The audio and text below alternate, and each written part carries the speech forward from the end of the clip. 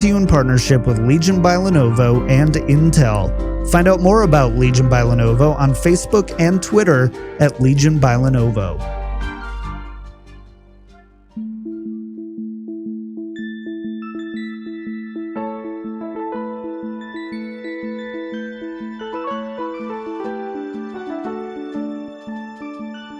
The podcast for heroes in the world of Overwatch. This is The Payload.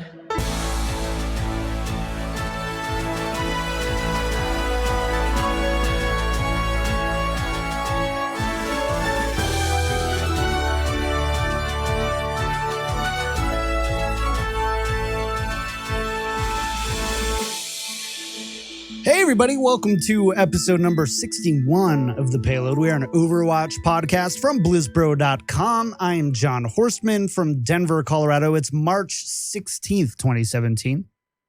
And we've got a show for you. But first, let's introduce you to the crew. So let's head on over to Rosh, almost Gold Master, Washington. Grandmaster. Is it?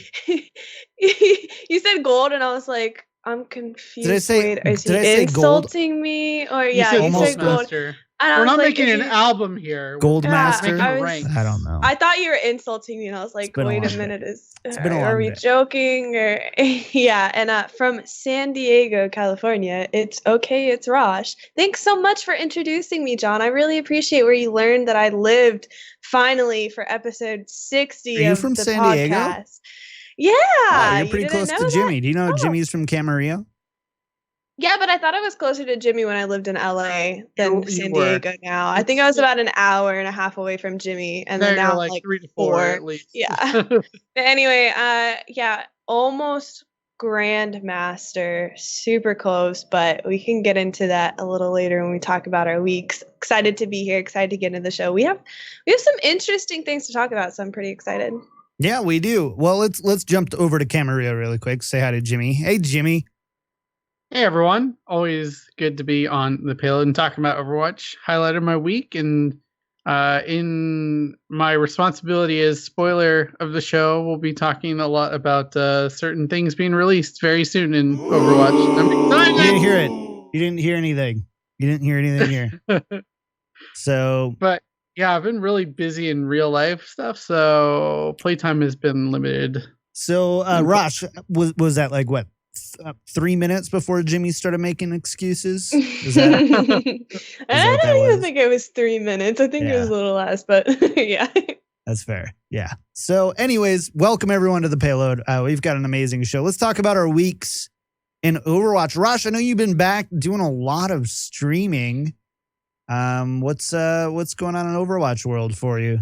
Yeah, I started streaming again after taking a little 11-day break, and I've been streaming from anywhere from 5 to 7 hours, and it's been a lot of fun. I've been really enjoying it. I've climbed a lot. It's amazing what actually playing this game will do for you. So it's been fun. I'm currently, I think my max is 3955, and we got that last night. But then I got a Volskaya for like the third map in a row, and I got really tired of tying on the map. So I think it was just the end of the road for me last night, and I had to take a break. And then today I woke up and was just not ready to hop into the grind. So I'm still sitting about 70 points short of Grandmasters, but hopefully I'll be able to get that in the next day or two. It's been really fun, and I'm super excited to be able to finally say that I got it. And I'm doing it solo queue as a support. So I think that's pretty interesting. That's impressive, I think. Yeah, I'm not duo queuing with a DPS that's quote unquote carrying me. I'm 100% doing this as solo support. So I think that's been pretty interesting to watch.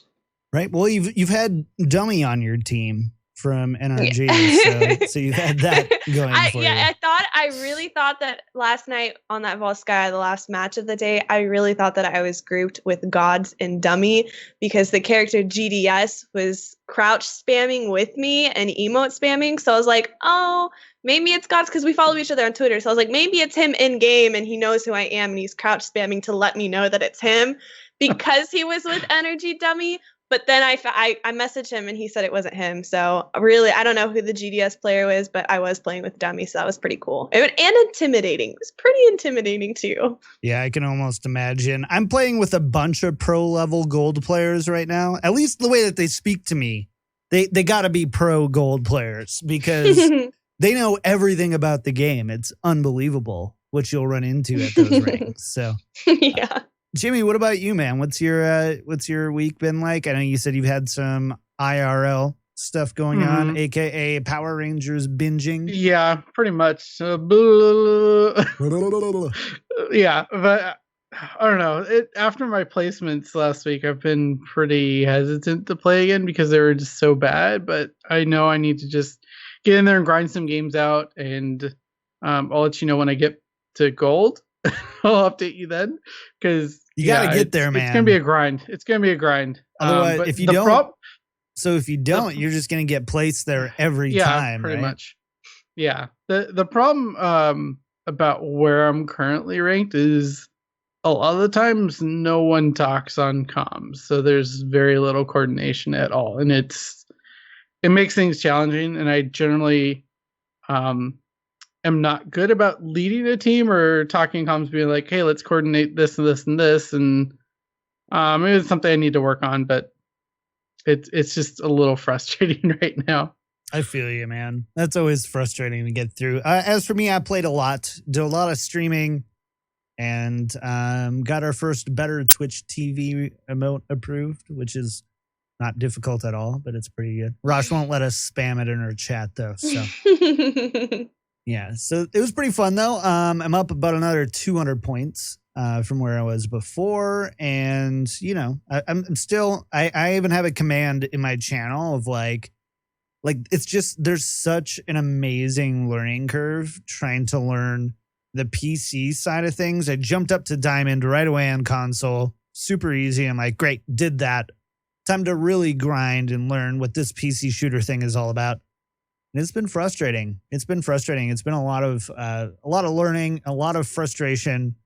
For the most part, we haven't had toxicity directed at us. But we've had, I would say, well, this whole season, I've played probably about, I think I've already got 40 hours on Zarya this season. And only twice have people directed negativity towards my Zarya play. So that feels all right. It's pretty good. Yeah. Then it was Matt. Raj, I need to talk to you after the show, but I had a Mercy who was mad at me because I booped a Reaper off the bridge and while he was ulting, and the Mercy was standing right there and she blamed me for killing her. And so we're going to go back and look at the VOD, and I want to know, was the Mercy out of position? Or should I not have booped? We can do that. But I'm pretty sure the Mercy was out of position. Anyways, I'm going to sit back and I want you to just do it right now on the show. That would be fun to do. I'm not prepared. No, I'm kidding. Let's go into the news. This week in Overwatch. Before we jump into the news, we do want to thank our MVPs, Adam B, J.A., Carell, Tommy H, and Liam O. Thank you so much for your support of The Payload. If you like the show and want to become part of the Payload family, head on over to Payload or patreon.com/Payload podcast. It's a lot of P's in that URL. And find out how you can get involved. It's a really fun time. So, right. So Jimmy wanted to spoil this right away. So Jimmy, I'm going to let you take this first one here. What's going on with Orisa? Well, we are having Orisa actually come online to live on March 21st, which is next Tuesday. So coming up really soon here. And I actually really liked how they announced this with a really cool behind the scenes video. And boy, John, how much do you want that Zarya with the machine gun? That was pretty awesome. With the Gatling gun, yes, please. Yeah, the Gatling gun. Yep, the Bastion. So yeah, if you haven't seen it, they basically showed how Orisa was created and the kind of the iteration on that, and basically they started from, okay, we want another tank hero. How do we create a new tank that's unique enough but provides similar roles to what's already in there? so they can cover all their bases there. And they started the base was Zarya basically, from what I understood in that. And yeah, they put the Gatling gun on her, and it's pretty funny to watch. So go check that out if you haven't seen it. I wouldn't mind a Gatling gun playing Zarya sometimes. Yeah, of course you wouldn't. Nah, who else is going to solo Genjis? Just me. True. Not going to do that with a Gatling gun. There you go. I thought it was pretty interesting, though, right? So it was just kind of like this nice behind the scenes kind of look at how she came to be. Jeff described her as a anchor tank, someone who's going to hopefully be built around kind of like Reinhardt is now. Rosh, do you think that they're doing an all right job of that so far? I think we kind of talked about this the week that Orisa was announced. We kind of talked about her being a puzzle piece where you can kind of fit her into any comp, and I think that they did do a good job of that. I guess Kaplan puts it as an anchor piece for the team. I do think that they are doing a good job of that. It's just kind of hard. It's really easy to think something is going to be a certain way, and then when the character gets put into the game, how people play her and how she can be tweaked and run with other comps is a completely different way. So standing back and looking at her abilities and what she brings to the table, yes, I think they are doing a good job as her being a staple and an anchor and a puzzle piece to the tank meta, or to any meta with the tanks. We'll see when she arrives on the 21st, though, if she really is. Yeah, it's we see the same thing with Hearthstone a lot too. It's like a new card's revealed, and it's really easy to just, go nuts about it or dismiss it. You can really just never know until it's finally live in enough people's hands. But I don't think Blizzard can really mess. I mean, in the end, if it's not fulfilling that role, they're just going to tune her to fill that role, right? So yeah, we're going to see those, that tuning one way or another. So we'll have to see. Orisa does activate March 21st. That's this coming Tuesday, I hope. Yep. And so that'll be going on. I'm going to be down in Florida next week for spring break, visiting my mom, going to Orlando Studios, spend a little time at Harry Potter World. And so that's going to be awesome. So I don't know how much time I'm going to get on Orisa next week. But I do plan on still getting some time with her. And the show will go on next week with or without me. We'll find out if I'm going to be here or not. So we'll figure that out. Let's go on to this next piece, though. So Jeff Kaplan, just the best. Isn't Jeff the best? So somebody in Reddit made a post, and I forget what the title of it was. It was something like, well, I could just click on it. AMA request, Jeff Kaplan. Here's what I would ask him. Totally random. And then Jeff is like, okay, sure, let's do it. And keep in mind, this was posted 7 days ago, and Jeff Kaplan started replying 3 days ago. So it's like a 4-day-old post, but he's like, let's do it. And he stayed around for quite a while. He answered a lot of questions. We've got the highlights for you here. I don't know the best way to do this, so I might just have you guys read off certain ones as we go down the way, just so that it's not me talking the whole time. Yeah, that sounds good. But the first one was, and this was also part of a Eurogamer article as well, is Overwatch was introduced when they had 6 weeks to pitch a game before the team that was originally working on Titan was going to be redistributed across the other teams. They took art from Arnold Sang and some of the class concepts from Titan and Jeff Goodman to create Overwatch. So 6 weeks is how long they had to create that concept. That's just, I'm trying to think of the thought process during it. That's crazy. You're being told you have 6 weeks to continue doing something different than what you've been doing at Blizzard. Otherwise, you're getting put back on games you've worked on before or existing projects. And these are all a lot of really creative people. And I'm sure they were just like, yeah, we want to work on something totally brand new in Blizzard. And the opportunity to work on something completely brand new in Blizzard comes in like a lifetime pretty much at this point. So right, that they were able to put something together that quickly is really a testament to Jeff and the team. That's impressive. I didn't realize it was that crazy at the time. Yeah. Yeah, it's pretty impressive when you think about it. And it's still, every time we hear something about Titan and we hear like, oh, we just, took this from Titan. I'm like, what were they doing? Honestly, I'm like, I really think it was like a Blizzard Destiny at this point. I agree. Like, I think it has to be something similar to that. This is really quick, so I'll go over this one. Jeff has a new favorite hero basically every week, but role plays Hanzo on Hanamura. So there's that. Of course. Yep. Which is kind of neat, right? I always like to know it when lead game designers role play as characters. That's awesome. Except now every time I see Hanzo in a game, I'm just gonna think of Jeff, and it's gonna be really Is that Jeff? Is that Jeff? Yeah. Yeah. You have to ask them if they want to wrestle. Yeah.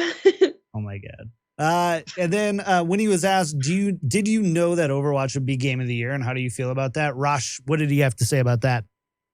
His answer was really nice because I like the way that, before I get into the answer, I like the way that Jeff Kaplan puts everything. He puts them in a very unique perspective about what he's feeling like. And we'll get into it later about when he answers how he's changed over the years. He always gives it a really interesting spin that it's not the same spiel you've heard over and over and over every time some big producer does an AME or anything like that. So his answers, I always really, really enjoy his answers. And so what did he say did you know Overwatch would be Game of the Year? He said, we make games to make players happy, not to win awards. With that said, I was extremely happy for my team that they were recognized. They were so loyal and dedicated, and they have worked so hard. It made me feel really good that they received some recognition for their efforts. So again, the way Kaplan really puts out how his thoughts are towards certain things is really cool. And it's something that I've really enjoyed seeing from the Overwatch perspective and him as a developer working with it. Totally. I also love just how he like immediately took the spotlight kind of off of him and shined it on his team. Like, yeah, exactly. That's just really neat to do. His favorite game right now is Breath of the Wild. Says it's a masterpiece. Is that not anyone's favorite game right now? I think it's pretty much everyone, yeah. I haven't played it, but I've seen it and it looks breathtaking. So I can totally see that being his favorite. Jimmy, what about some new Widowmaker and McCree skins?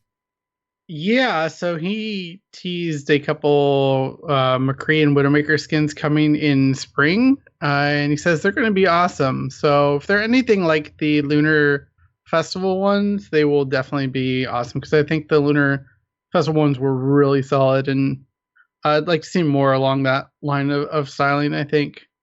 But yeah, just knowing that some players' favorite heroes are getting more skins, especially Widow. I feel like she hasn't gotten anything too recently that I can think of. McCree got the skin, the Scrooge skin, which I love.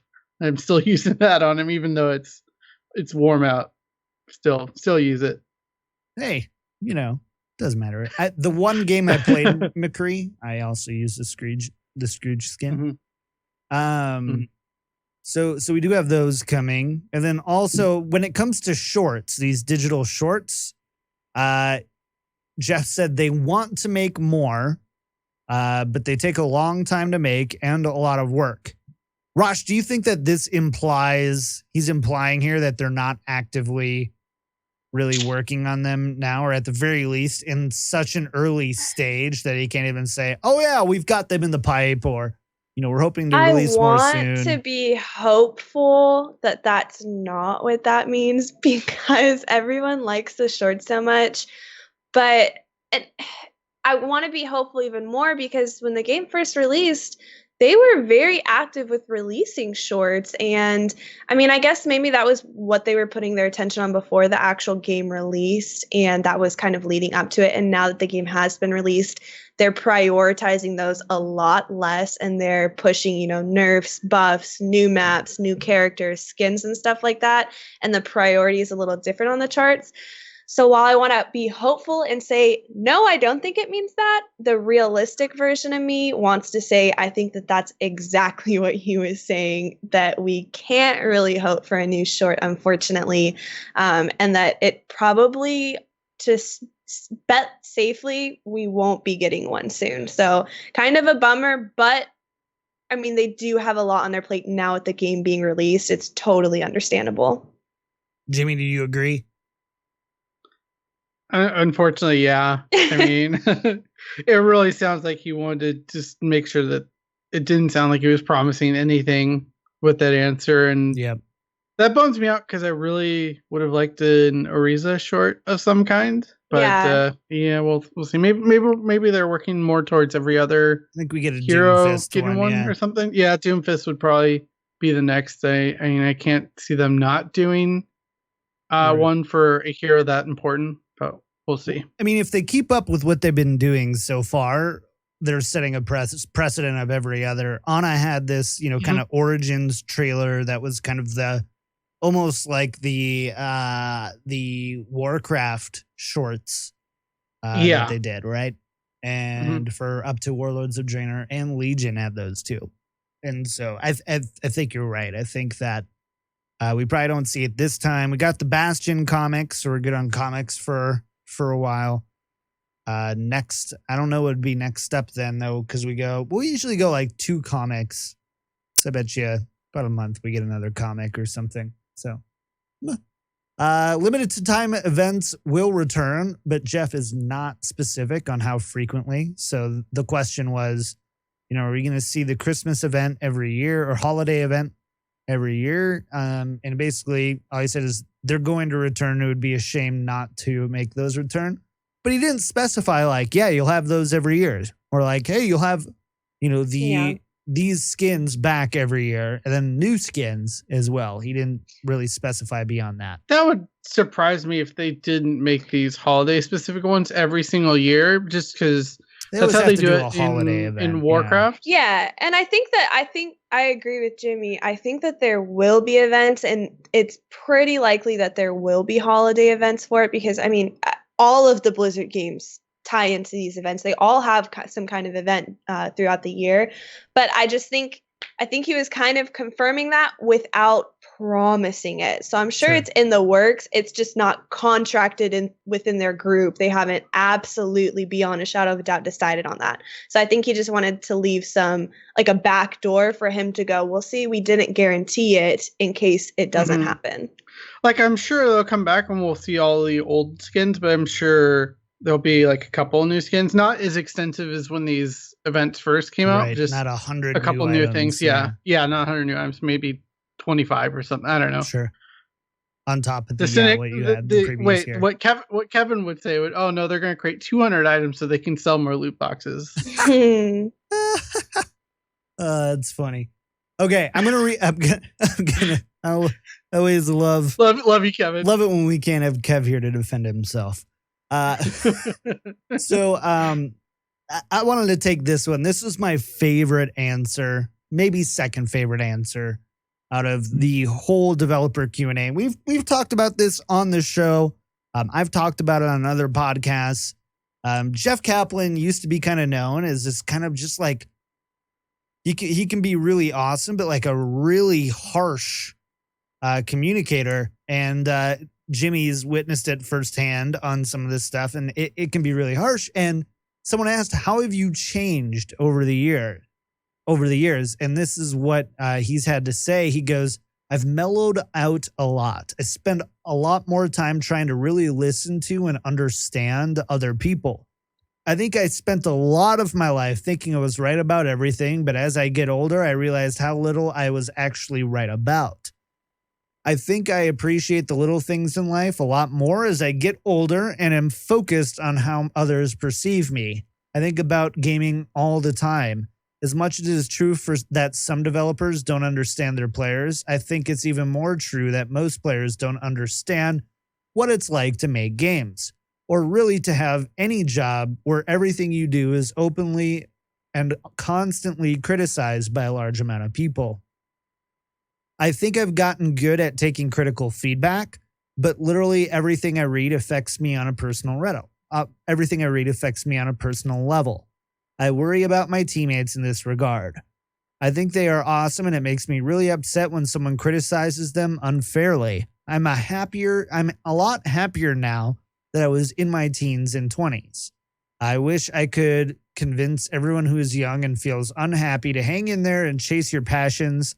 Things really do get better, and there is so much awesome in this world we live in. I guess, right? Like, what an amazing and just, really real answer here. Jimmy, you've seen kind of Jeff before he went into his cave for Titan and reemerged like a phoenix. What did this answer mean to you? It really means a lot because it actually kind of reflects a bit on me in my life, because I feel like it's kind of been my growing up too, that I see a lot of myself in these words, which sounds kind of weird, but and also as a content creator, it's so interesting to see him also talk about people criticizing what you do. And obviously we're not nearly on the scale of something like Blizzard, where literally thousands of people are telling you you're wrong. But that is just, to take that on a personal level is so difficult. Right. And it doesn't surprise me that he does, because I know he absolutely cares about the product that's coming out. So right. Yeah, I mean, I couldn't have said it better than how he said it, but it's just Sure. It's strange and kind of touching to me that I feel like it reflects a lot on me personally. These similar kind of feelings of growing up is what Jeff is saying. Sure. Rosh, what did you think about his answer? I feel like he was trying to be the parent to all the game developer kids that are out there right now, saying, it'll get better. I was in your shoes one time. I was a kid once, kind of like your parents always did when you're growing up, saying, oh, it's so unfair. I loved him so much and my life is never going to be the same again. And they say, I was a kid once too, you always forget this. I feel like that's exactly what Kaplan did, without seeming like your mom or your dad to those fellow game developers. Yeah. So I thought it was really cool of him, and he kind of explained all of the years of his experience wrapped up into one really good answer. And I really enjoyed reading his answer on that.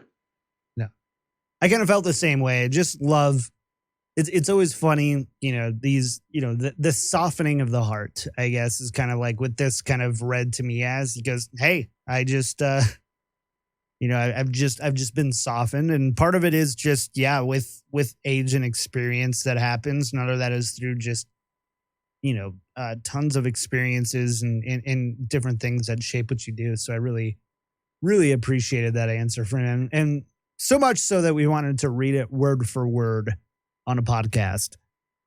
But going to something a little bit lighter here, Rosh, Jeff was asked if he would be anything but a game, or like if he wasn't a game designer, what would he be? He said if he weren't a game designer, he would be a marine biologist, an architect, or president of Vandalay Industries, which I thought was pretty funny. But it makes me like him a little bit more, because if I could be anything else other than a gamer, I would want to be a marine biologist. So I think that would be cool. And it made me like him a little more. Are you Googling Vandalay Industries? I did not just Google it. I Googled it earlier when I originally read it on the podcast, because I was like, what is he talking about? So it's funny, your little Skype. Now, if you guys can't see because you guys aren't on the podcast, Jimmy just typed in chat, let's see if Rosh knows what Vandalay Industries is. So good job. You can't roast me this time. I did my homework before the podcast. All right, sure, everyone. Chat knows what's up. So thank you. I'm gonna say right now, I don't watch Seinfeld. Well, I didn't watch it, but I did my homework because I just wanted to be sure. He said that, and I was like, being Jeff Kaplan and having worked in the gaming industry his entire life, I was like, he's probably gonna make a gaming joke somewhere along the line. Maybe that's it. Let me go research it before I go on the podcast and get roasted publicly. So I'm glad I did that. Initially, when I first read it, I read Volskaya. So, Sky Industries, yes. Yeah. Oh my goodness. There was that. Jeff also said that he plays on PC and PS4 and sometimes Xbox, but mainly between the two. So, boy, that settles it. Dang, Jeff, thought we were cool, bruh. And then when he was asked what the hardest thing to design was, he said it was the competitive system, lever system, and then just the overall business model for the game, which Jeff has been on Twitter and not Twitter. I wish he was on Twitter, on the official forums talking about the business model a little bit more. And I think he also talked about it in the interview as well as being one of like the most challenging pieces. And he's kind of broken down more about why that was. So I thought that was pretty interesting. Did either of you take away anything else from this interview that you wanted to? My big two were the ones that we read word for word, the have you changed over the years and game of the year. Those are probably my two favorite answers. Right. There was one other one that I didn't include here because I missed it until I read it last night. And it was going through overstock.io, which, by the way, overstalk.io. If you want to see every blue post and every developer response on Reddit, that's a website that aggregates it all for you. It's amazing. It's one of my favorite tools. We use it every week when we're compiling blue posts and stuff like that throughout the week. Mm-hmm. But something he said is it was someone, I forget exactly what it was, but ultimately it was like, hey, I want to be an artist, or I want to, keep trying and doing that. And basically, Jeff responded, he goes, don't worry about becoming an artist, make art. And I thought that was really cool. Just don't worry about having the title or, getting paid to do the thing, just make it. And so I thought that was pretty impactful for me. So I thought that was all really cool. Jeff, do more of these. All right, you know what? Just get a Twitter. Yep. Just get a Twitter. Do the ghost crawler thing. Get a Twitter or get a little blog or something and just, write a couple times a week. That would be amazing. Thank you. All right, let's go into esports. Faster than sight. So predictable.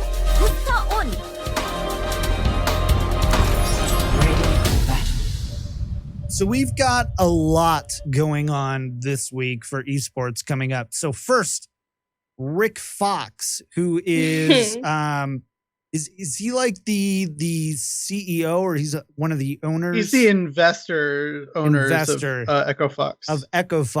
Tweeted a picture of him in an Overwatch League North Face. I want it.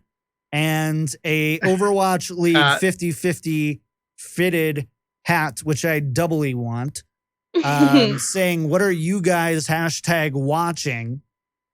Are we going to see Echo Fox come into Overwatch League, Jimmy? Very, very, very subtle. I know. I mean, it would be a really cruel joke if they didn't get involved. Yeah, why would you? I feel like in some capacity. I mean, I just win. The question has been for the past 4 months, when is this happening? So probably that's with really Overwatch League, honestly. Yeah. Probably buying in on one of the spots for Overwatch League, because they recently released a post giving, a kind of a highlight of how much those spots were kind of going for salary-wise. So I would definitely say, if not before, definitely for Overwatch League, I would not be surprised if Echo Fox has a team slot or a city slot for the league. But another thing is, Echo Fox has an H1Z1 team, which is a lot less of a popular game and a lot less of a developed game than Overwatch. So why the heck would Echo Fox invest in an H1 team when they're not wanting to invest into an Overwatch team? So I highly, highly believe that we will definitely see an Echo Fox team. Yeah, I'm going to be very disappointed if we don't. Yeah, that's all I'm going to say. Right. I'm on the same spot as you. Welcome to Overwatch League. We'll see you around, Echo Fox. Yeah, I'm sure of it. Anyways, next up, we have Alienware Monthly Melee starting in 2 days if you're listening to this live, 1 day if you're listening to this on the audio. March 18th and 19th is when this is going to be going on. And so again, another $10,000 prize pool. It's got some pretty interesting but pretty standard teams: Rogue, FaZe, Fnatic, LG Evil, which was formerly Hammers Esports, Selfless Gaming, and Immortals. We also have Brazil Gaming House, but Korea is invading our Overwatch Monthly Melee now, and Runaway is going to be joining us for this tournament as well, presumably from South Korea. So we'll see how that ping works out for them in the end. But this is pretty neat. Rosh, what do you think about these teams, and more specifically, seeing our first taste of Korea in the Alienware Monthly Melee? I think it's actually a smart move, because a lot of the teams that you see potentially going to Apex start out at this monthly melee. So I think it's a really good way for these teams to get a taste of facing Korean teams before they go over to Apex. And I think it's going to be an advantage that the NA teams can take gladly to be able to face these Korean teams and be able to practice and see what it's like facing them on a week-to-week basis. And I think that it will be nothing but good. I'm just scared that it's going to end up being, a Korean team. We see a Korean team winning for Apex. We see a Korean team winning monthly for the Melee. It's just all of a sudden Koreans. But I think it'll be really good practice in the end for NA and will benefit them greatly. What do you think, Jimmy? I feel like they saw, we can win $6,000 and see if we can see if this ping thing is a problem or not, and just decide to join up. I don't know. Oh my god. The thing you left out, though, was NRG actually declined the invite because their roster's incomplete right now, which is, I think, a bigger story than Runaway competing in an online tournament. Well, I was going to talk about it in the PIT championships, but fair enough. There goes Jimmy spoiling it. No, it's okay. Yeah, my job. My job. Right. So yeah, NRG did decline both. So let's talk about this really quick, and then let's go and talk about NRG missing out on this. But we're going to go back to Alienware. But we do have the one gaming agency hosting a month-long $15,000 PIT championship. It includes virtually every major NA and EU team. There is including both LG rosters. NRG was initially slated to be a part of this tournament. And then very last minute, it was only confirmed yesterday. They're no longer going to take part of this tournament either. Now, we know they've got four confirmed slots. You've got Seagull, IDDQD, Numlocked, and Dummy, I believe, are there four. And so we don't know who the last two are. So we're kind of waiting on that. We're expecting perhaps substitutes. And we are not actually seeing what that's going to be. And it is split. The PIT championships are going to be split by NA and EU to start. So EU teams are going to play EU, NA teams are going to play NA to start until, I believe, the playoffs. So that's going on. But let's talk about NRG for a second. Is this, honestly, I'm only surprised because I saw their name there before and now it's not there. If they would have never signed up, I would never have thought that NRG would be taking part of these tournaments without at least 5 players participating. Jimmy, what do you think? Yeah, I'm in agreement with you. I mean, it's a little bit surprising that they started that out. I mean, even in the notes, it's our show notes that you put together, you had them. You had the question, who are the remaining 2, and then you struck that out because they're not even going to be here. So maybe they're just having a hard time finding the right fit for their team, and it's just taking it a little bit longer than they would have liked, and we'll just have to wait and see. I guess I shouldn't be surprised, but FaZe Clan is again playing here, and honestly, I don't expect much from them. I mean, we've talked about them multiple times before in the past about how they've kind of just faltered from MLG Vegas. But maybe they can turn things around. And also the EU lineup looks pretty strong as well. Right.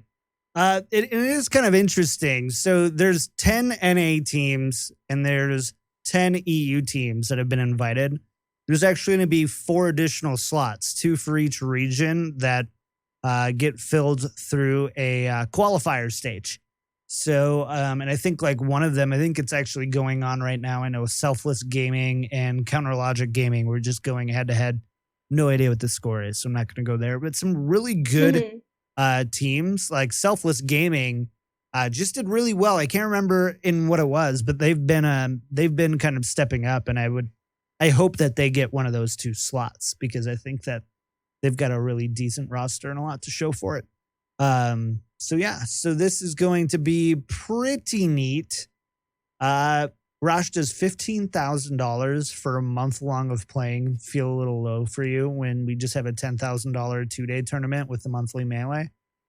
It kind of does, but I also feel at the same time there's so many tournaments going on that if there were a bunch of super, super, super high payout tournaments, it would be overkill. So I can see why it would only be 15, especially when there's another $10,000 one on the line.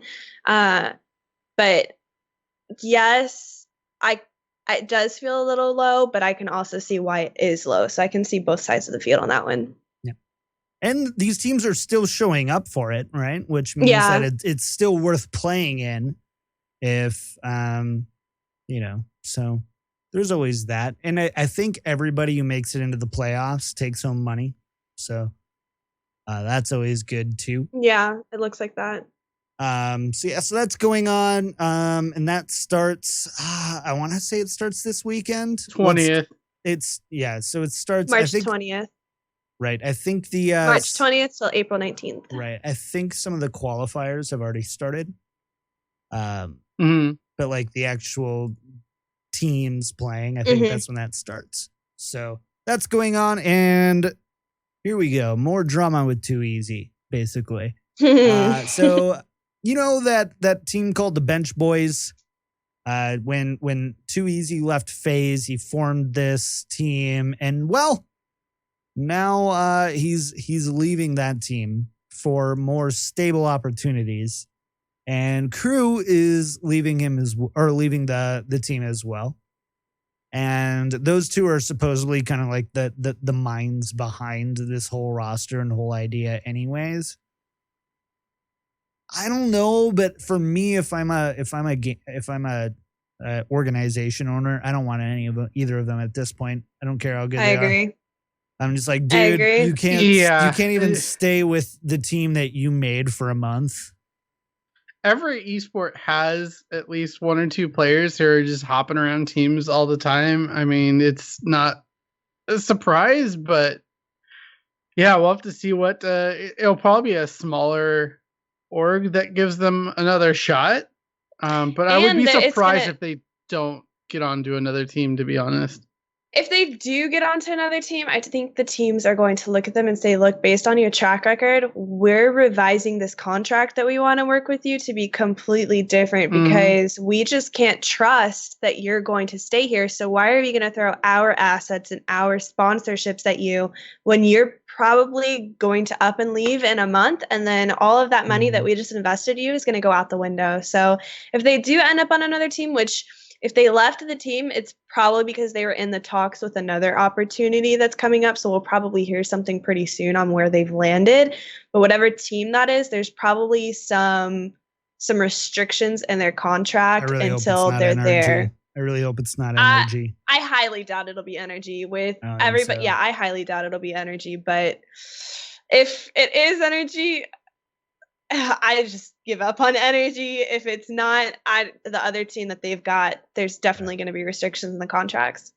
The thing is, they're both talented players, but when you've already been ousted by organizations because of they always say like differences in whatever personality, but it usually means that somebody's being toxic, and the people who leave are typically the toxic ones. When you've been ousted like that, like already, okay, your reputation is there. And to get somewhere for a long period of time, you're either going to be eating a huge slice of humble pie, or that organization is going to be organizing around you so that you can be, the Tom Brady or the Michael Jordan of the team. And then you can kind of have that tude. But when you then create your own organization essentially and leave it within a month, I'm done. Yeah. I'm done. I'm just like, whatever, wherever you guys end up, that's great. Cool. Good for you. Let's pay more attention to LG Evil, please. So yeah, so that is going on. And then Icefelt and Mineral did leave LG Loyal. So just when LG looked like they had kind of a pretty,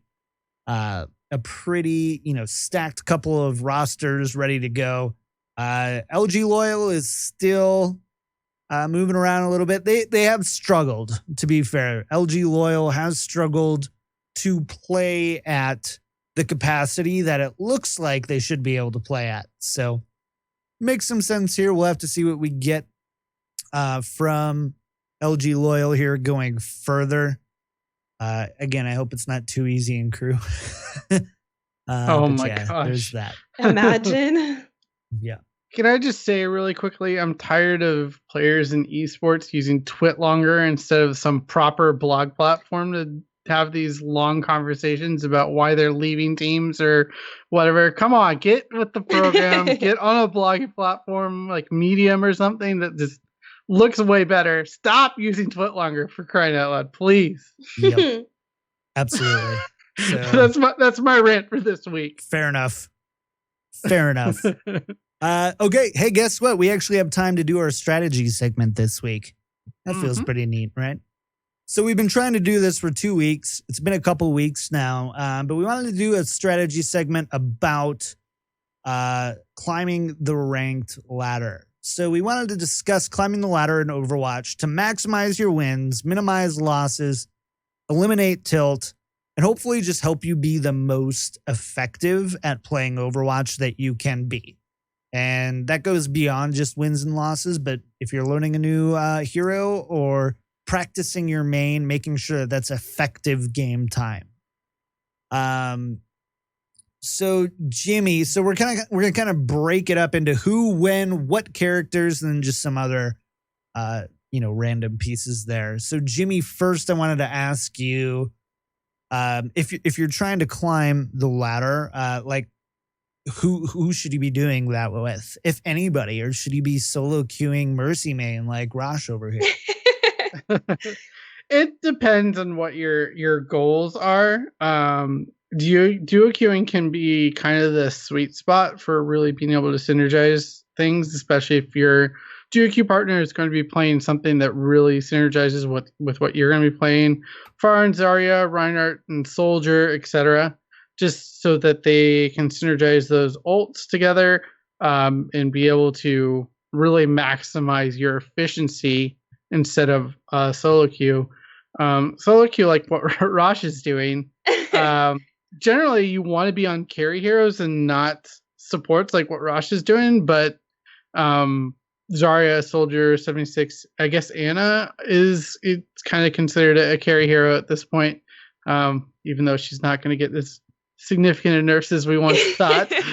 Yeah, and I think I'm actually kind of mad because we have it on the notes that solo queuing by yourself can create some difficult situations unless you're good at quote unquote carry heroes. And then John has in parentheses Zarya, Soldier, 76, and Ana. I'm gonna take offense to that as a Mercy main who is currently solo queuing and basically at Grandmaster that they don't say that, but I completely agree. Duo queuing is probably the most efficient way to climb the ladder. And the best way to really do that is either a hyper carry like a Zarya, like a Soldier, even a McCree, even in certain cases a Hanzo too, because you can just, if you have someone who can really aim and play a good Hanzo, they can carry the match indefinitely. And then playing with a support. So myself as a support and then a hyper carry. If you are going to solo queue, the best people to really solo queue, you're going to want to look at characters like Zarya, Soldier 76, Ana. This is pre-nerf Ana. We don't know how she's going to stack out, and we don't know if Blizzard is going to further nerf her. So as of right now, still Ana. And then I'm going to throw in Mercy because I think it's completely possible to carry on Mercy. If you're really good with Mercy and creating opportunities for that ult to really shine, that can completely change the tide of battle. And I think Mercy can occupy that space, like you're saying. I've had people come into my stream and say, I've heard you say that Mercy can carry a match. Like someone asks, oh, what support should I play? Should I play Lucio or Mercy or Zenyatta? And you stick up for Mercy and you say, oh, you can totally carry on her. I have to say I disagree. And then they'll watch me play Mercy and then they'll watch me win games and they're like, okay, so you might have changed my mind. I have to. Maybe I'm just watching really bad Mercies. I have to agree. Mercy can carry, so I would add her to the list of characters that can carry as well if you're solo queuing. And this too, we did write this before the Mercy changes as well and the Ana changes. So that is true. In all fairness, here for that's very true. Yeah, we wrote this a couple weeks ago. Yeah. And so like John. Sorry. What about what do you think of queuing up in larger groups though, and queuing as a team, hitting yes? Oh yeah, I want to stay as a team because we just won that match. So as a general rule, like duo queue is kind of the way to go. Once you've kind of reached your skill threshold, right? Because it can get kind of nasty, and you start getting queued against full groups, and this happened to us on Xbox, where it's like it'd be myself, Katie, my brother, Katie's sister, Katie's brother, and then like a friend from work, and we're just looking to have a good time, but we're playing against people who's based on I'm up in diamond, the rest of them are in like goldish area. We're getting like very coordinated teams of people who can't get out of plat and gold.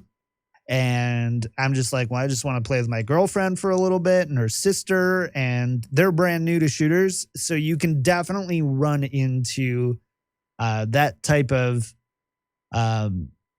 pain point. At the same time, if you are like below your perceived skill level, or you feel like you are over contributing solo, going in as a big group of people who are similar to you, who are just outperforming, but maybe like Jimmy, or just stuck in like elo hell, or based on how much they've played in the past or whatever, get stuck at a rating that's way lower. Sometimes it's some of the most effective ways to get out as well. But being aware of what situation you're in is very important. So that's what I would say. Rosh, how do you feel about the triple queue? Triple queue, and Blizzard has addressed that I don't know if we've talked about it, but they've addressed that they're trying to work on 6-man groups, and that they'll keep the 6-man groups in queue longer to try and kind of stop 6-man queues from getting up against 4 solos in a duo queue or 3 solos in a trio queue. So Blizzard has addressed that they're trying to increase the queue times for 6-man stacks, 5-man stacks, because there are a lot of people currently abusing that and getting high rank for that. But until then, as it currently stands with how 6 stacks are in teams, I completely lost my train of thought with what I was saying.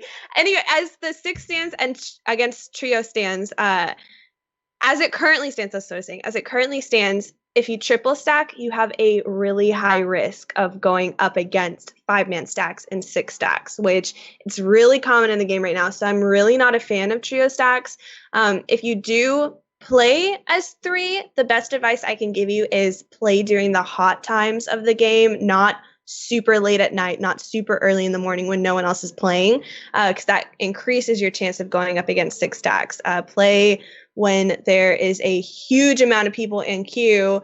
You will have way more of a chance to queue against other trio stacks. So if you are going to do it, just make sure you're really efficiently using your time and queuing at the right time. If not, you're going to get those 6 stacks that are 1,000 points ahead of you and you're the underdogs and you're going up against 6 grandmasters who are simply abusing the system. So I would just be wary if you're going to trio queue. Right. I want to talk about that a little bit about the when, because you let us in beautifully.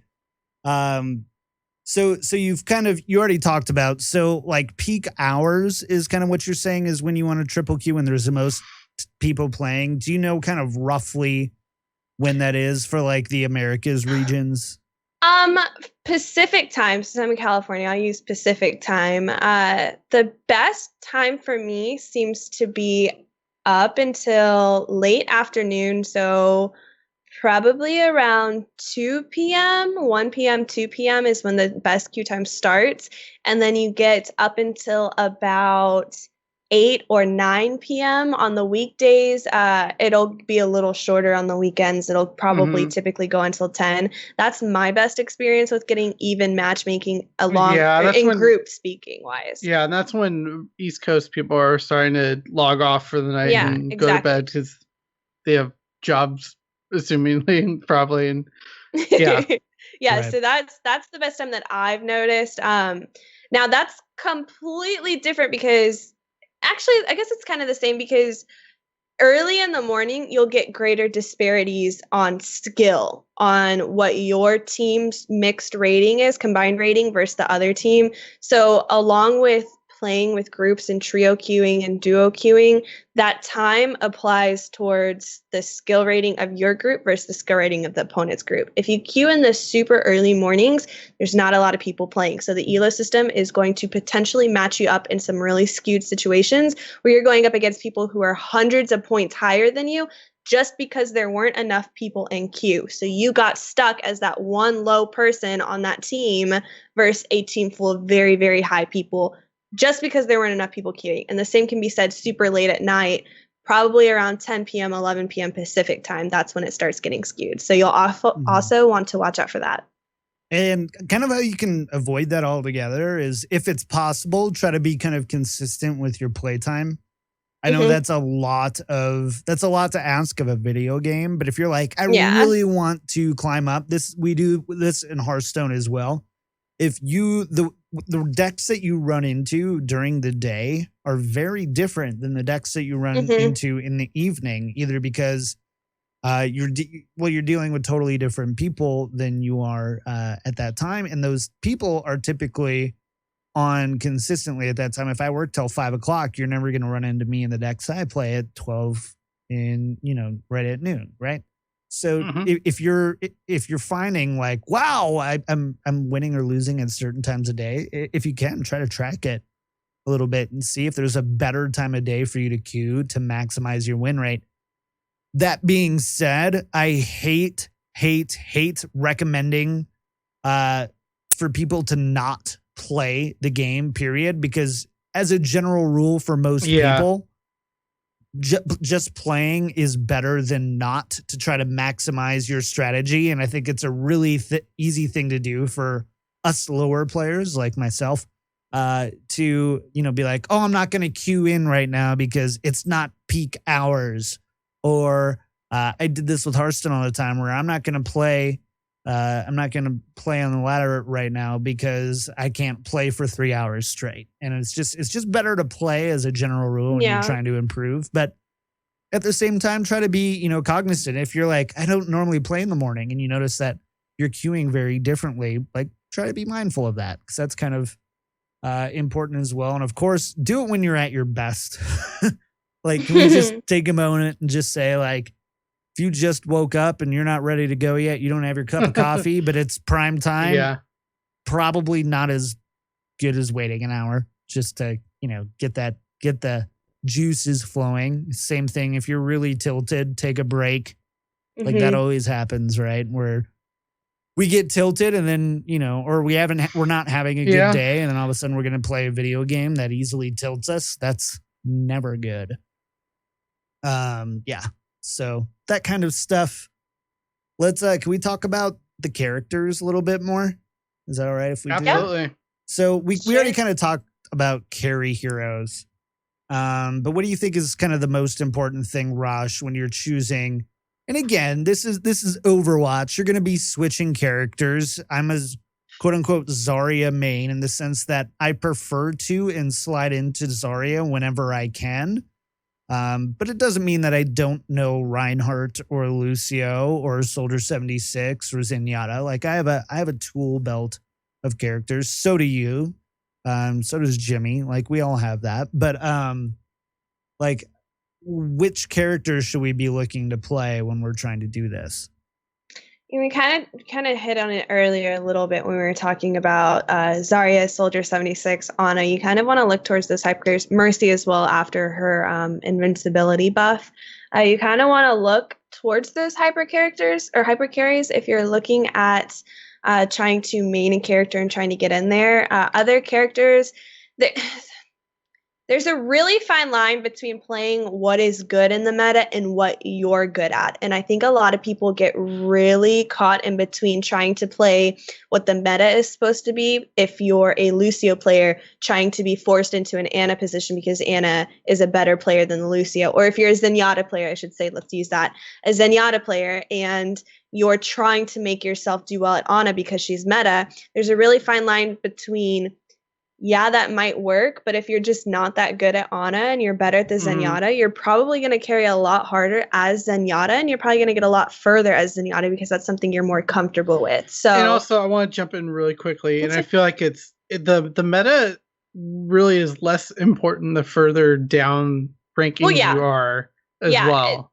I would definitely say, even at Masters, you could probably, even up to like 37, 3,800, even honestly, probably like 3,900. That's when I've really started to notice the last few days, you can make almost anything work. I think it was, it was Skyline who was like, you could play Bastion to top 0.1% of the players because that's when the meta highly affects how you do. So if you are really good at that character, even though we're saying Zarya, Ana, Soldier 76, Mercy, if you are an insane Widowmaker or an insane Zenyatta, you can absolutely make it work. So there's definitely a fine line between picking a hyper character and picking the characters that you yourself can play efficiently.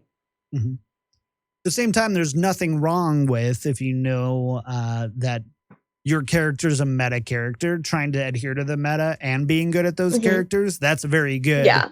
But that's obviously a huge plus. But right. if you can't, people put way too much. Yeah. And it's the same thing with Hearthstone. I know people love my Hearthstone analogies. Esports is like this.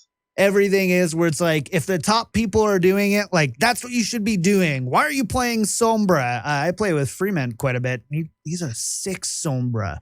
And the teams will they'll troll us. In the end, you have to leave team chat and all that kind of stuff. And all of a sudden, Sombra's doing work.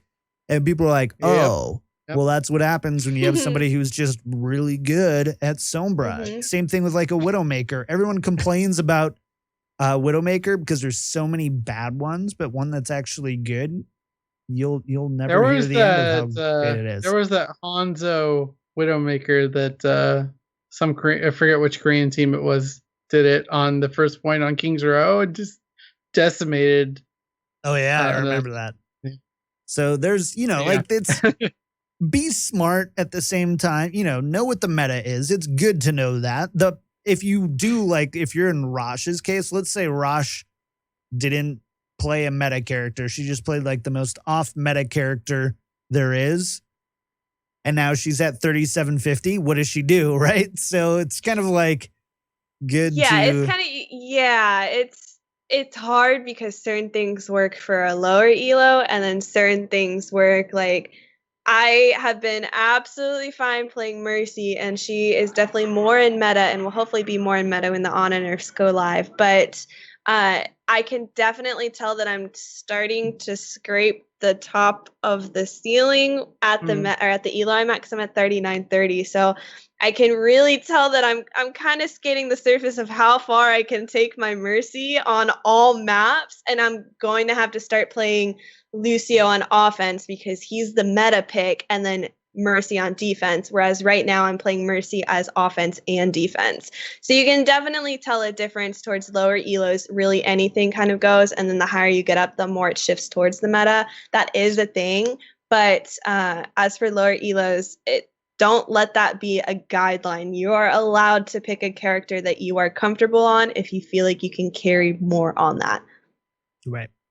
In something too, when you're picking a character and you're looking at your team comp, try to remember our ultimate synergy guides from before. Make sure you've got those base ultimates like Zarya, Reinhardt, or a Mei. You've got, a good combination of those, and try to be looking for those and talking with your teams about how you can synergize those.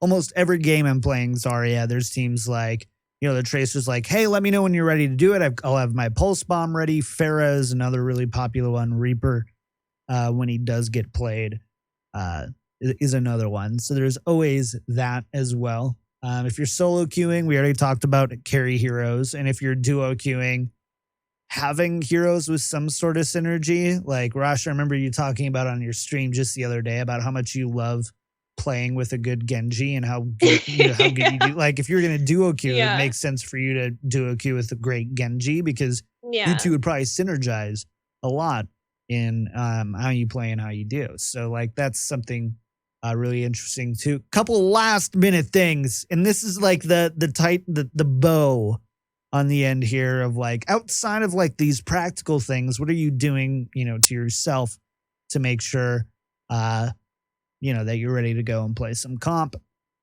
Jimmy, what's up there? Warming up.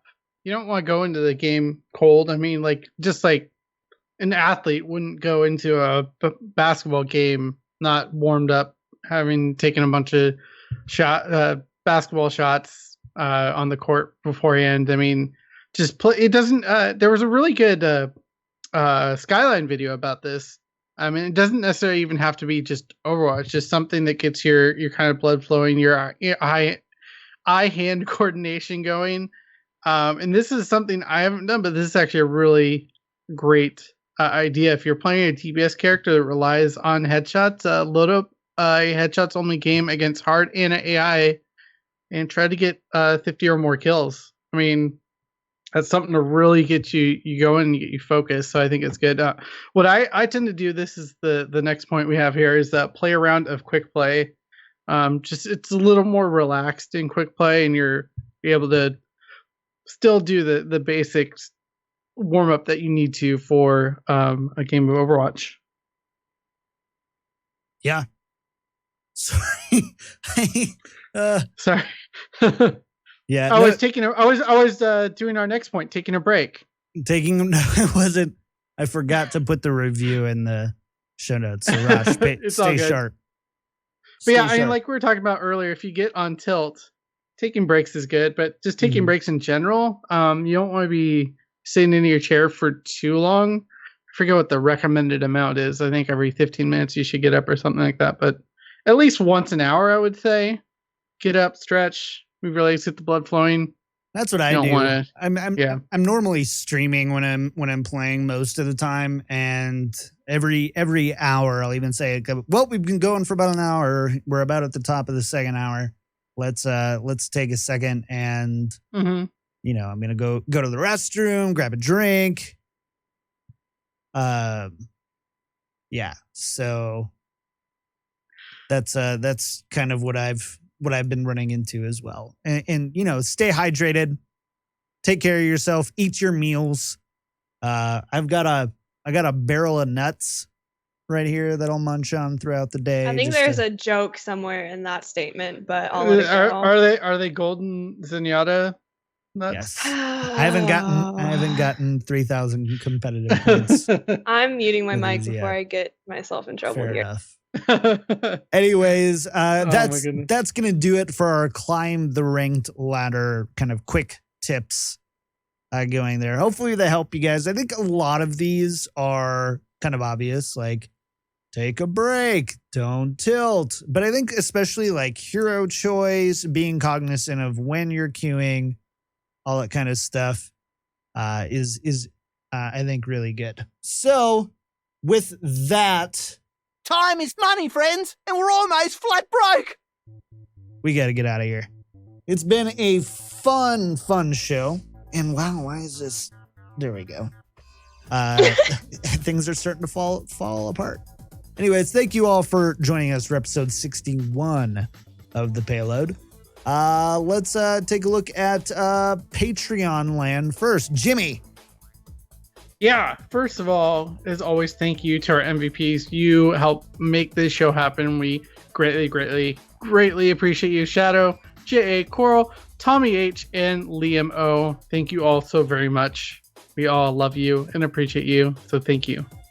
If you like the show and would like to show your support, head on over to patreon.com/Payload Podcast and find out everything there is about the Patreon.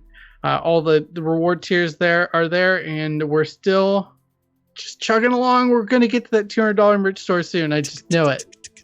Chugga. Awesome. Let's also jump into our iTunes reviews for the week, and we did have one this week, right, Raj? Yeah, we did have one review, and Jimmy's sitting here laughing, I think, with his mic muted because he's ready for me to try and pronounce this. I'm not sure if this is a troll review left by John or who out there has this. 100% legit, and I love this person for it. This review is from Canada, and I really like Canadians, and I thought you guys were supposed to be really nice, so I'm not sure why you did this to me. Maybe it's because I've basically been asking for it week to week by saying thank you for not giving me hard to pronounce names, but Speesnaz, thank you for the review. This is spelled. This is you tell me. No, that's good. That was good. I don't know how I would have pronounced that. I would have been three snaz. I would do spetsnaz. 3 +SN @Z.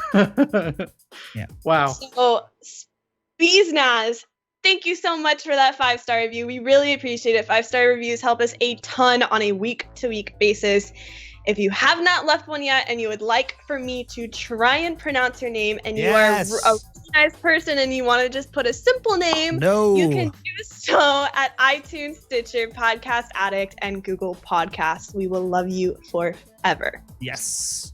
So that's it. Let's do some shout outs for the week and we'll get out of here. Jimmy, you're up first. Shout outs. Where can people find you? All that good stuff. Yeah, just thank you everyone for the encouragement with my placements and where I was placed. A lot of you reached out to me and let me know that you guys did climb up from some really interesting ELO hell places. But just feel free to follow me at Twitter at DJ Tyrant, as well as on Twitch, where I do stream occasionally and did stream my placements over there. So if for some reason you want to see how bad those were, go ahead and go watch them. Yep. Rosh, what about you? Where can people find you and any shout outs for the week? People can find me at twitch.tv/OKIt'sRosh, and then Twitter. My Twitter ad is F2K_OKIt'sRosh. You can find me live on Twitch probably like every day this weekend.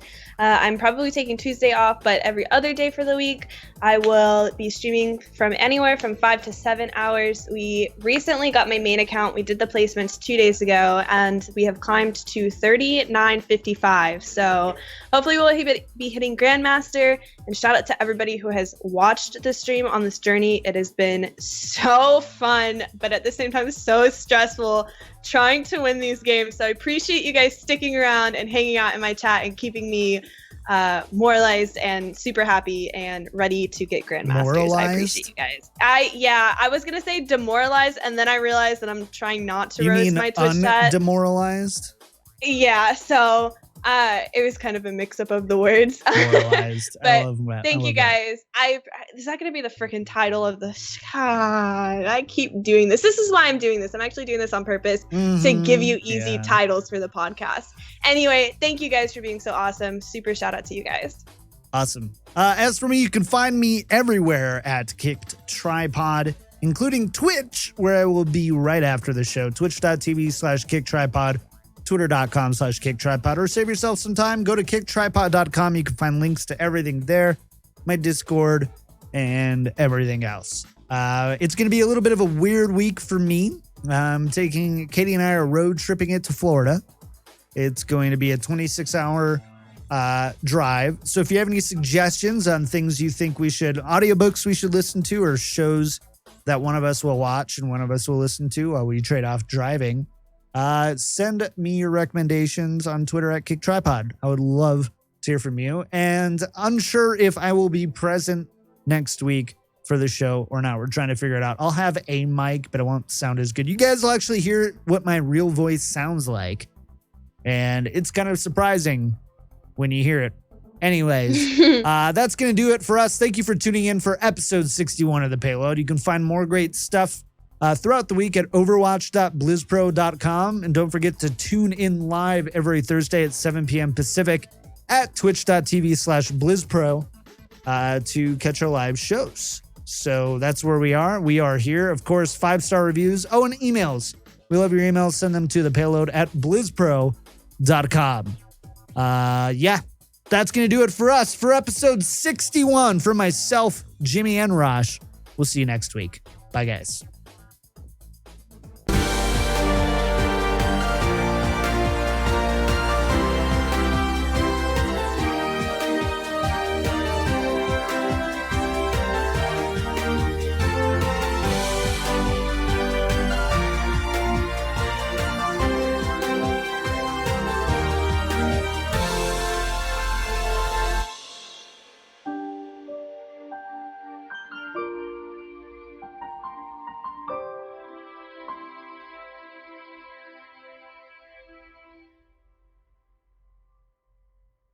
Crap, I forgot to hit record.